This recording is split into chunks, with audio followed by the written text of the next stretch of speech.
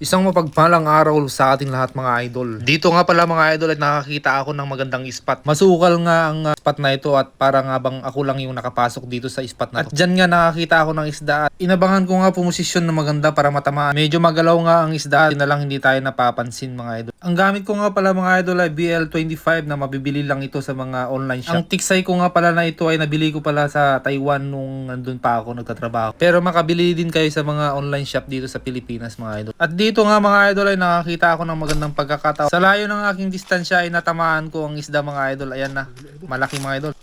Huli. Huli. Hindi na makatakas. So, ayun, huli nga.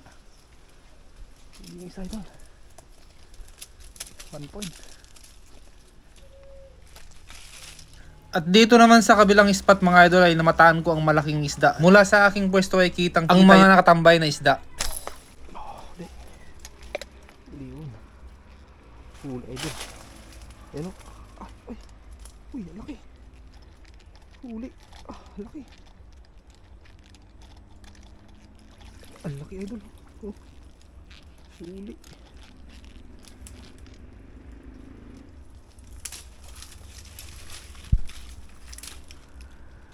Wow. Ang laki. Tuwang-tuwa nga po pala ako yan mga idol kasi nakahuli ako ng malaking black chin tilapia nga po pala idol mong nahuli na. At paglingon ko naman sa kaliwa ko mga idol ay nabataan ko ang malaking isda. Huli. Huli. Huli ka dito. Huli. Ayan na. Andun. Huli na naman. Ah, grabe. Laki nito. Ah, grabe. Laki nga. Tambaan natin yung malaki.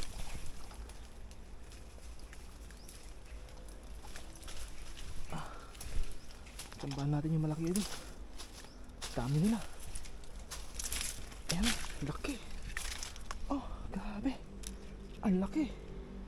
Wow. Dami nila. Oh, dalawa na. Dalawa na. Nagawa lang tayo ng bagay na ito. Ito nahuli natin na malaki. Ano? Isa. Ang laki. Lapad.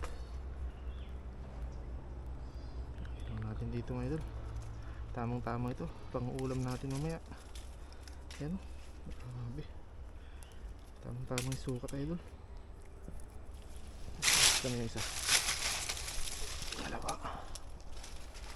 Dalawa. Ito, tamang tama lang yung size nito.